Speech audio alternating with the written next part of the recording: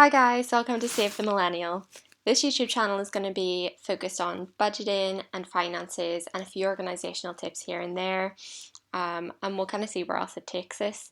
But for now, we're going to look at budgeting based on digital methods. So there's a lot of YouTube videos that I've seen that focus on the cash envelope method, and I think that that's a brilliant idea.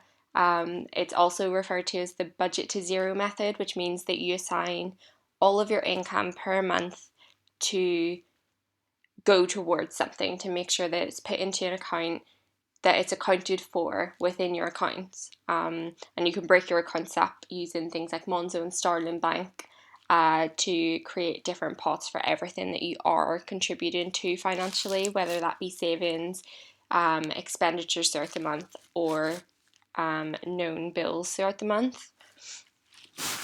So cash envelopes personally don't work for me because I find it really hard to budget and keep track of what I've spent cash on.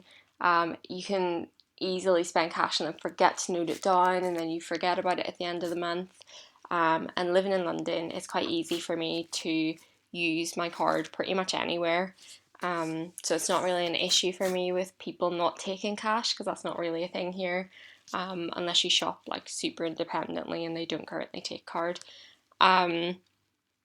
So what I've done here is I've created my own spreadsheet that takes the cash envelope and the budget to zero method and just kind of breaks it down.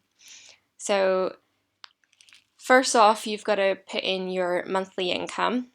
Then we're going to focus on your known outgoings. So these are things that you have to pay: your rent, your bills, your known costs per month, any subscriptions you have, any loan payments you have to make, or credit card payments that you plan to make that month.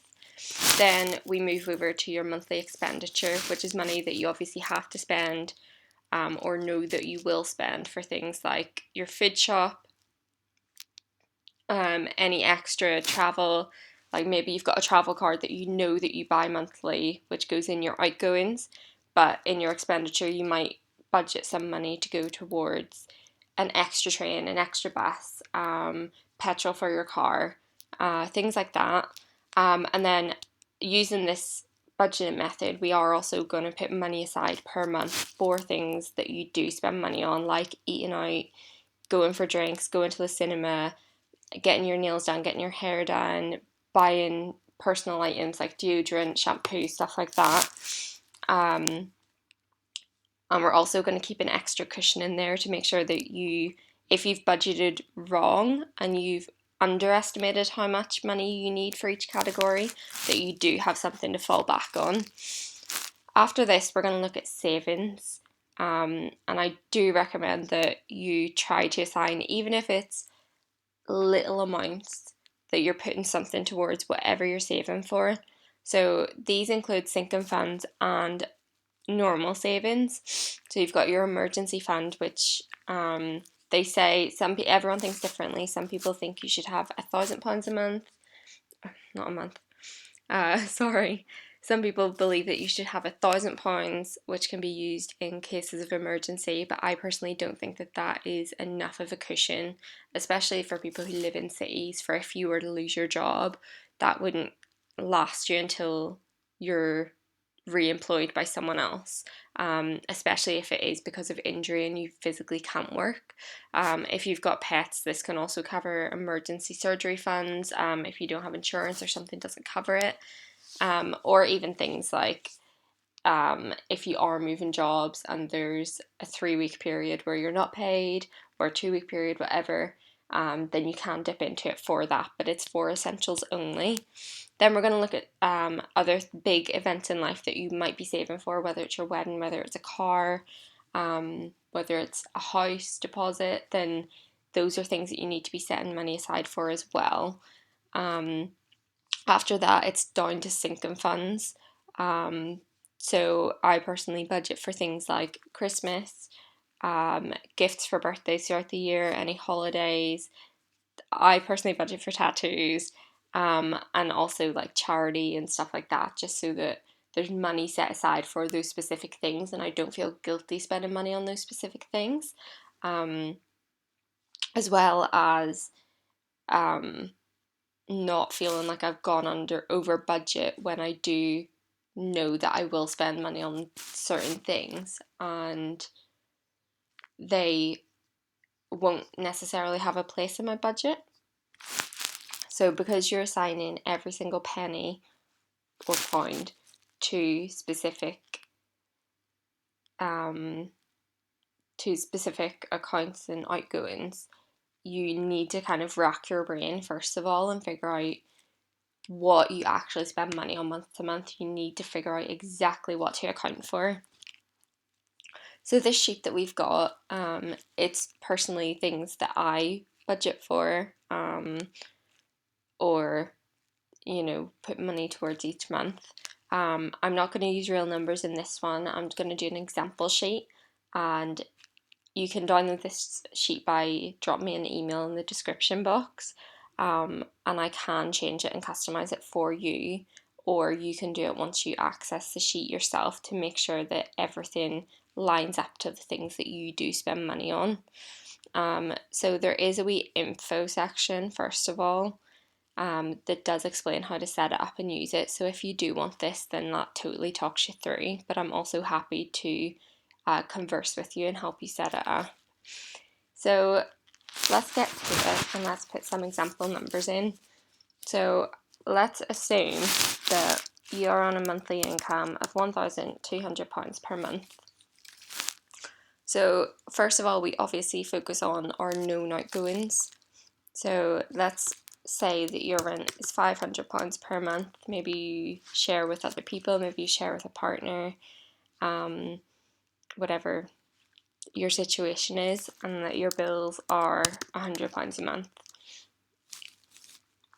So you put that in, and as you can see down here, the total outgoings goes up and how much you've got left over after bills is currently going down.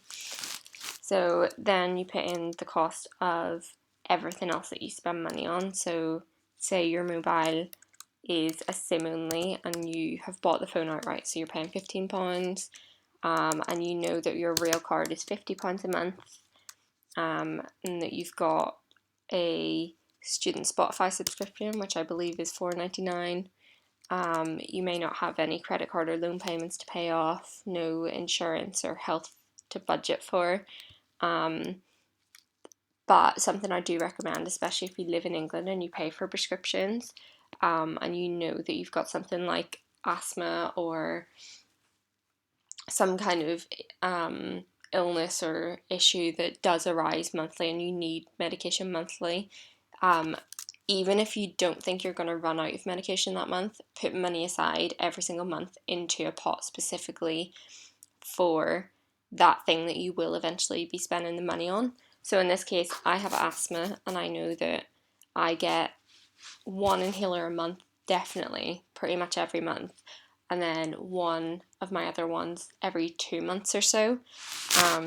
And at the minute they're costed at £9. So 1 month I'll put £9 in, 1 month I'll put 18 in, and I'll always carry that over and make sure that there is always money in that account, because you never want to be in the situation where your health is taken into consideration and put at risk and you don't know where to take the money from to make sure that you can get yourself treated and get your medication.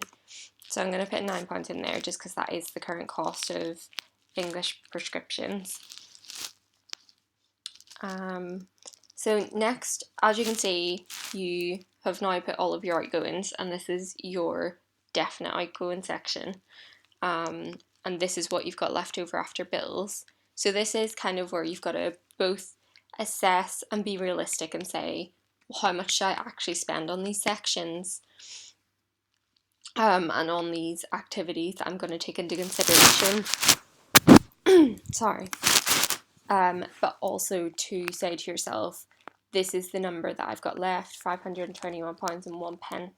So how can I make that budget work for me while also saving? So the issue that a lot of people have is that they've kind of never been told that it's important to save. Our schools don't teach us this. There's no real education around it. We kind of all know that we're supposed to save, but no one really teaches you how, unless you're quite lucky and have been brought up in a family where they've kind of made it a priority to make sure that you know that.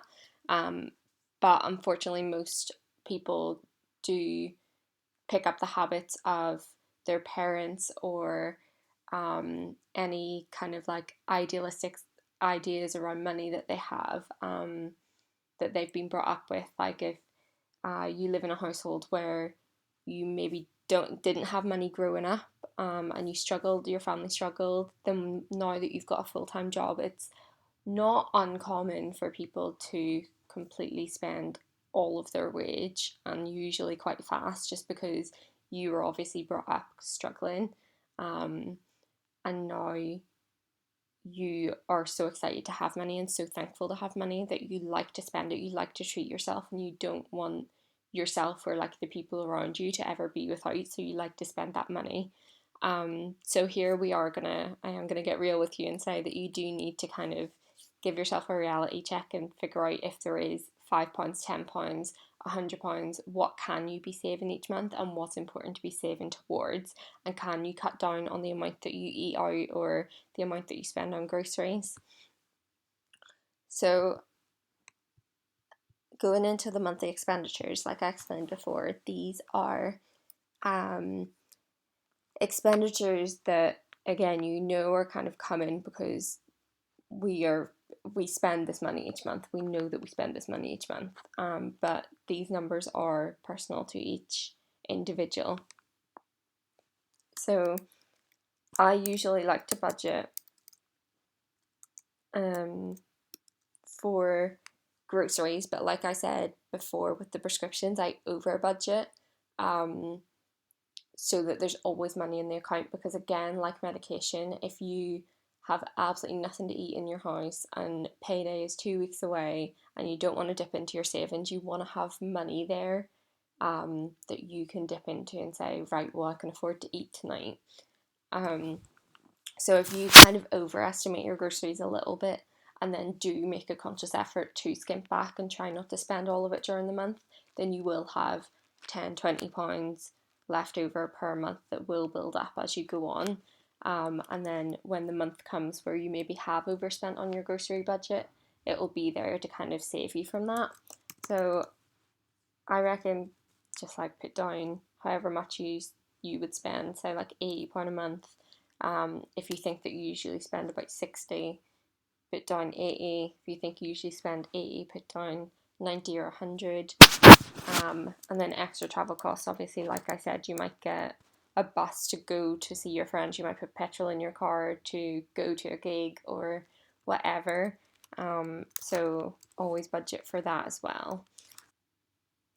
So personal care, this includes things like haircuts, it includes buying shampoo, buying things that don't come under the grocery section but that you need for everyday life as well. So shampoo, deodorant, I don't know, like moisturizers, stuff like that.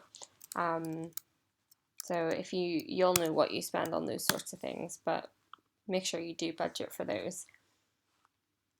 Now we're down to entertainment. So this covers everything from going out for drinks, or going to the cinema, going to do some kind of activity with your friends or your family. And below, as you can see, we've got eating out, so that's a different section, so that includes takeaways as well. And for these, we are again going to be, let's be realistic, let's not say I'm not going to spend any money this month on eating out or going for drinks, because you know that your mate's then going to say to you, oh, do you really fancy going for a burger? Do you fancy going for a drink after work? And you're going to go, yeah, go on then. And you're going to be like, well, where do I take this money from? Which account does it come out of? So be realistic about it and make sure you're setting some money aside for you to be able to dip into for those things.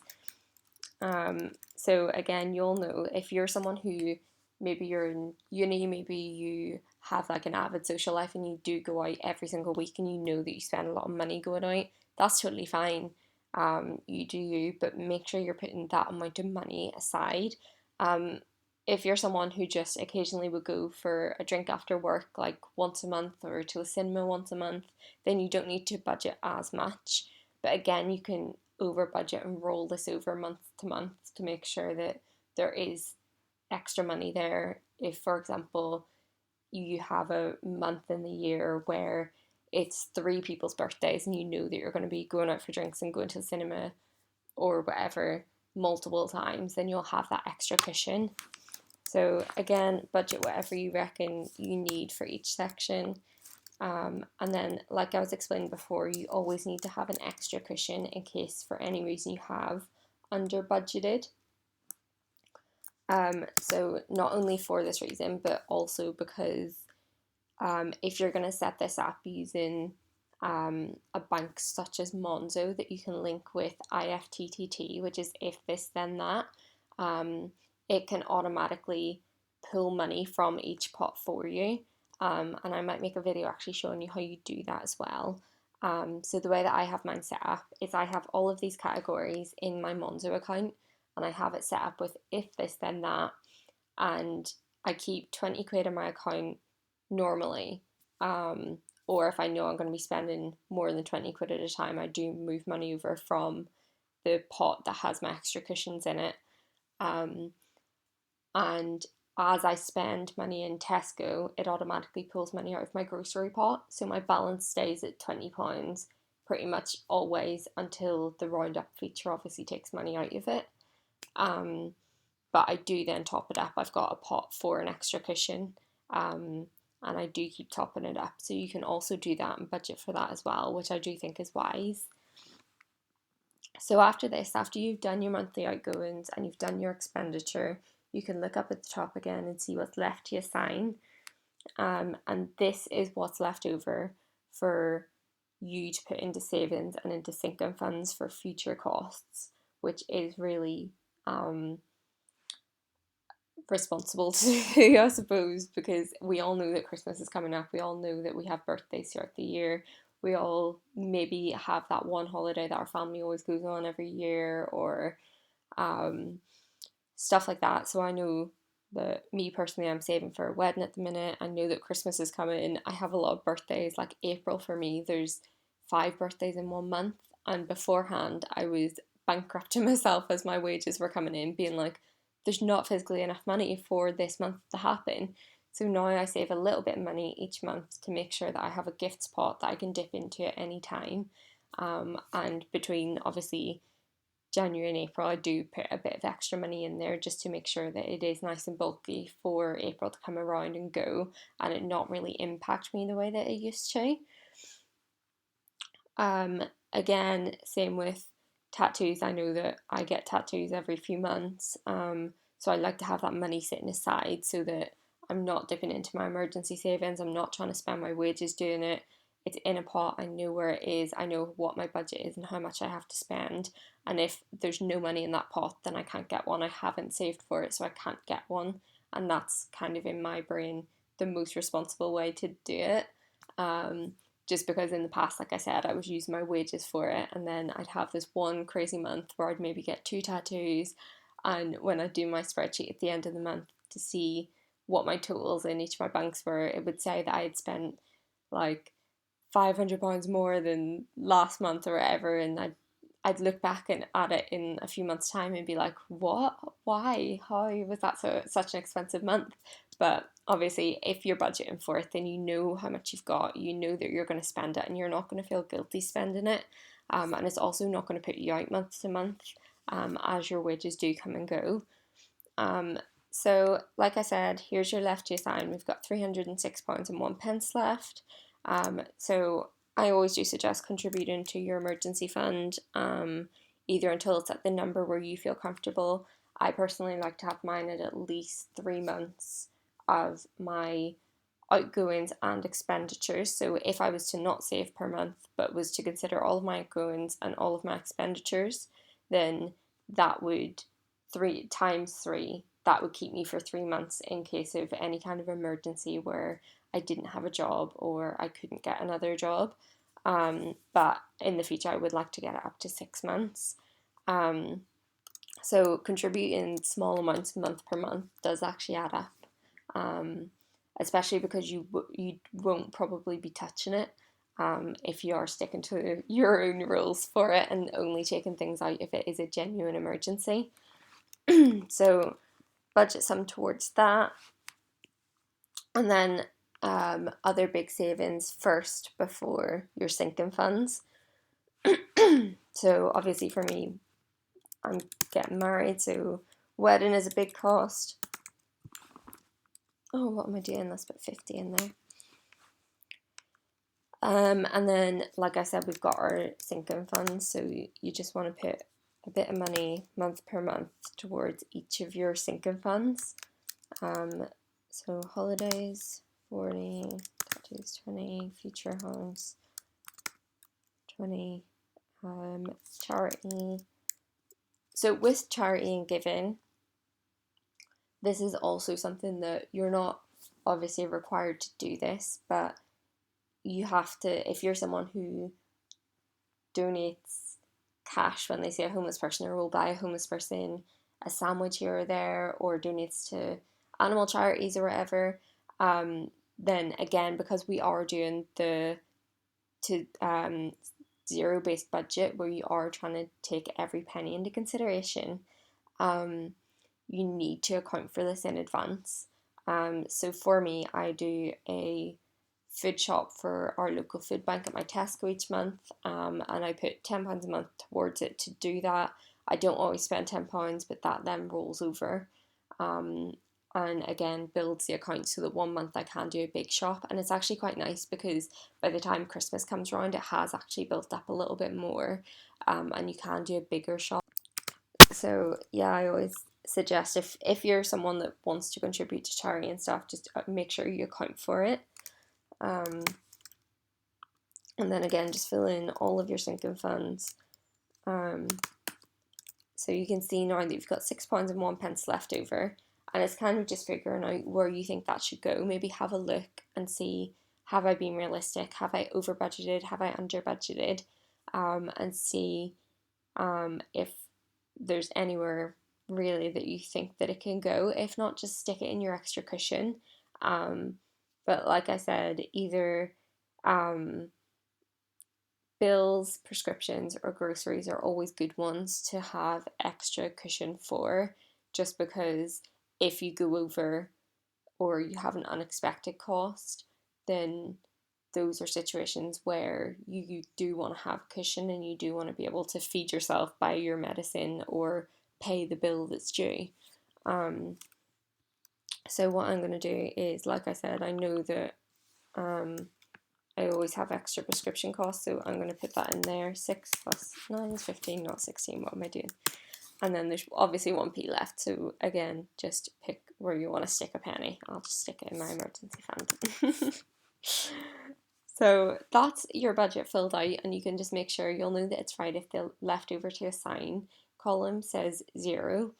And just make sure you do look over it after and make sure that you think that it has been realistic.